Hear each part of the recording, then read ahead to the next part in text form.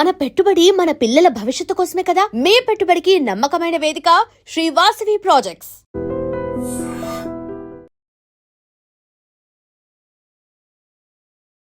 నమస్కారం, welcome to I dream.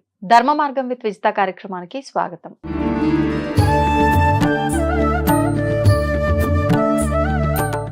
నమస్తే అండి. శ్రీమాత్రే నమః. మనకు ఈ సంవత్సరంలోనే గ్రహాల మార్పులు అనేవి చాలాసార్లు జరిగాయి. అంటే ఇప్పుడు ఈ రాబోతున్న అమావాస్య నుంచి మళ్ళీ పంచగ్రహ కూటమి ఏర్పడుతోందని చెప్పి అంటున్నారు. దీనివల్ల అంటే ఏ గ్రహ మార్పులు జరిగినా కూడా ఖచ్చితంగా ఆ గ్రహాల్లో ఉన్న వారికి అయితే మంచి లేకపోతే చెడు అనేది ఖచ్చితంగా జరుగుతుంది. అది మనం చూస్తూనే ఉన్నాం. ఈ పంచగ్రహ కూటమి అంటే ఏ గ్రహాల మార్పులు జరగబోతున్నాయి, దానివల్ల ఏ రాశుల వాళ్ళకి ఇబ్బంది ఉంది, ఎవరు జాగ్రత్తలు తీసుకోవాలి ఏంటి అనే విషయాలు వివరించండి. ఒకటేనండి, ఇక్కడ మనం చెప్పుకున్నాం ఎప్పుడు కనేవిని ఎరుగినటువంటి పంచగ్రహ కూటమి ఈసారి వచ్చేవన్నీ కూడా. ఎలా అంటే మనకి ఎప్పుడైనా పంచగ్రహ కూటమి వస్తే 2 years or 3 years ఒకసారి వస్తుంది. చతుర్గ్రహ కూటమి ఎవ్రీ ఇయర్ ఒకసారి వస్తుంది. కానీ ఈసారి మీరు 100 ఏళ్ళకు వెనక్కి వెళ్ళి ప్లానటరీ పొజిషన్స్ చెక్ చేసినా కూడా 3 సార్లు పంచగ్రహ కూటమి ఎప్పుడు దొరకదు మీకు. 3 సార్లు చతుర్గ్రహ కూటమి, 3 సార్లు పంచగ్రహ కూటమి. దీనివల్లే ఇంత వింతలు. గోల్డ్ రేట్ విపరీతంగా పెరిగిపోవడం, సిల్వర్ రేట్ పెరిగిపోవడం, ఎవడో దేశం వల్ల ఎవడో ఎత్తుకుపోవడం, అగ్ని ప్రమాదాలు, ఫ్లైట్ ప్రమాదాలు. మనం చెప్పుకున్నాం ఆల్రెడీ ఫ్లైట్ ప్రమాదాలు జరుగుతాయి, రాజకీయ నాయకులకి ఇబ్బంది అవుతుందని చెప్పుకున్నాం. అదే రకంగా ఫ్లైట్ జరిగింది, చూసారు.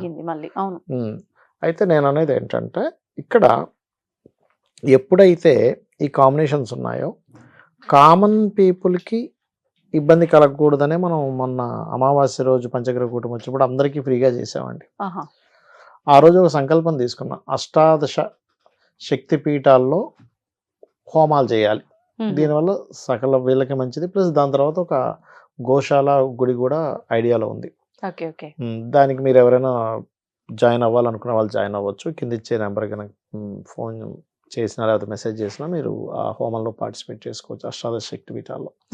అయితే ఇక్కడ ఈ పంచగ్రహ కూటమి ప్లస్ గ్రహణం కూడా పడుతుంది ఈసారి ఫిబ్రవరి 17వ తేదీ.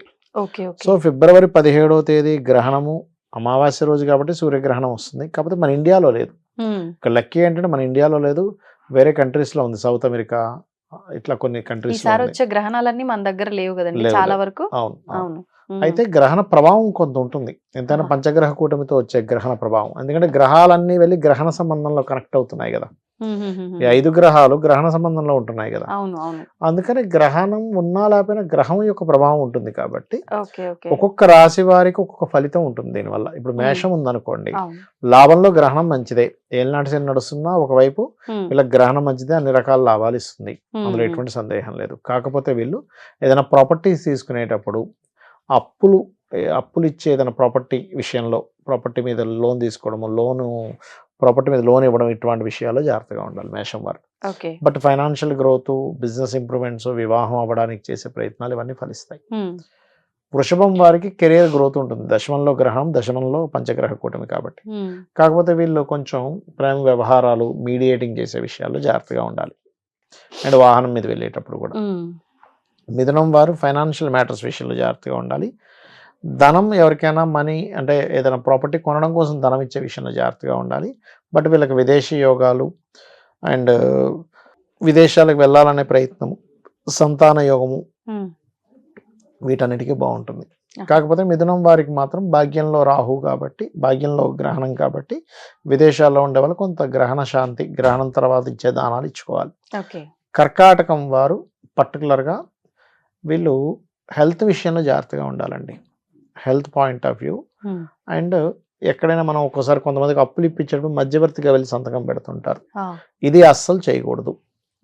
సింహం వారికి, కాకపోతే కర్కాటకం వారికి రీసెర్చెస్ బాగా పనిచేస్తాయి.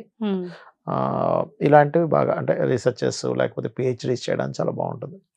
సింహం వారికి గనక చూసుకుంటే సప్తమంలో అధిక గ్రహాలు కాబట్టి గ్రహణం పడుతుంది కాబట్టి సంబంధాలు బోల్డ్ అని సంబంధాలు వస్తాయి. పార్ట్నర్స్ కూడా విదేశీ సంబంధించిన పార్ట్నర్స్ వచ్చి కనెక్ట్ అవుతూ ఉంటారు.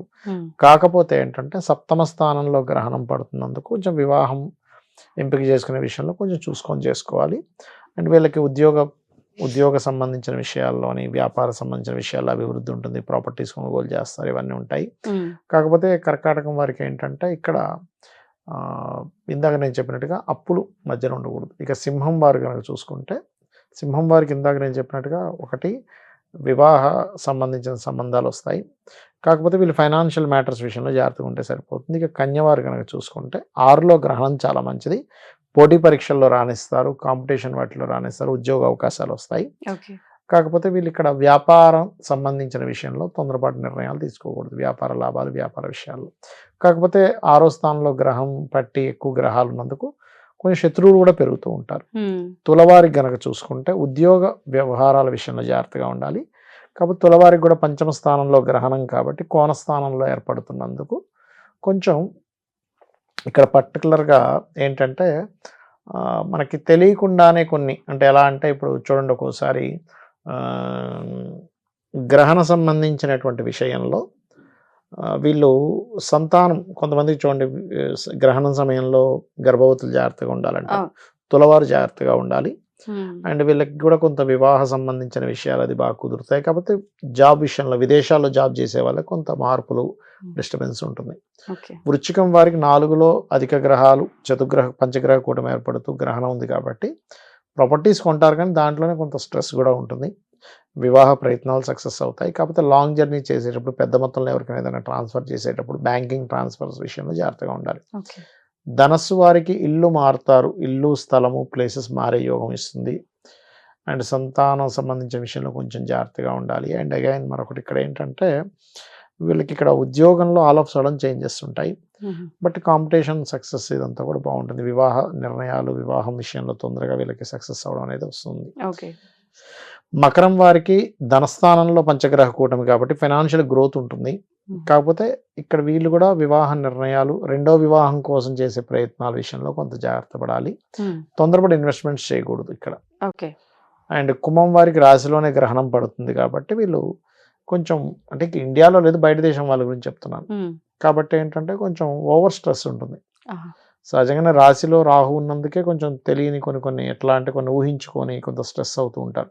ఇలా జరుగుతుంది, అలా జరుగుతుంది అనుకునే భయాలతో ఇంకొంచెం పెరుగుతూ ఉంటాయి. దీనికి కొంచెం మీరు దుర్గాదేవి ఆరాధన, దుర్గాదేవికి సంబంధించిన మెడిటేషన్ అది చేసుకుంటే మంచిది. వీళ్ళు కూడా ఏంటంటే అప్పుల విషయంలో జాగ్రత్తగా ఉండాలి, అప్పులు అండ్ స్ట్రెస్ ప్రాపర్టీ విషయంలో. ఇక మీనం వారికి కనుక చూసుకుంటే విదేశీ సంబంధాలు, విదేశాలకు వెళ్ళడానికి చేసే ప్రయత్నాలు సఫలీకృతం అవుతాయి.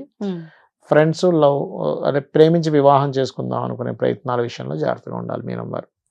ఇవి ప్రధానంగా గుర్తించాలి. ప్లస్ ఫైనాన్షియల్ మ్యాటర్స్ విషయంలో కూడా జాగ్రత్తగా ఉండాలి. ఇక గ్రహణం అయిపోయిన తర్వాత దానం ఇచ్చేటువంటి విషయంలో రవిచంద్ర ప్రతిమలు, 2 నాగపడగలు, బియ్యము, గోధుమలు, మినుములు, ఉలవలు, నువ్వులు, ఈ 5 దానాలు ఒక చిన్న ప్లేట్లో మనకి ఇత్తడి గిన్నె చిన్నది తీసుకుని దాంట్లో ఆవు నెయ్యిని కూడా పెట్టి దానం ఇస్తే మంచిది. ఈ గ్రహణ ప్రభావం గ్రహణం రోజు నుంచి అంటే 17th నుంచి ఆల్మోస్ట్ 40 days ఉంటుందండి గ్రహణ ప్రభావం ఎప్పుడు కూడా. సో ఈ 40 days ఈ విషయాల్లో ఈ రాసుల వాళ్ళు జాగ్రత్త తీసుకోవాలి ఖచ్చితంగా. అయితే ఈ గ్రహణ సమయంలోనే మనం కామాఖ్యలో హోమం చేస్తున్నాం. 3 రోజులు ఉంటుంది. మొదటి రోజు గణపతి లలిత, రెండో రోజు నవగ్రహ హోమం, మూడో రోజు ఏమో చండీ హోమం ఉంటుంది.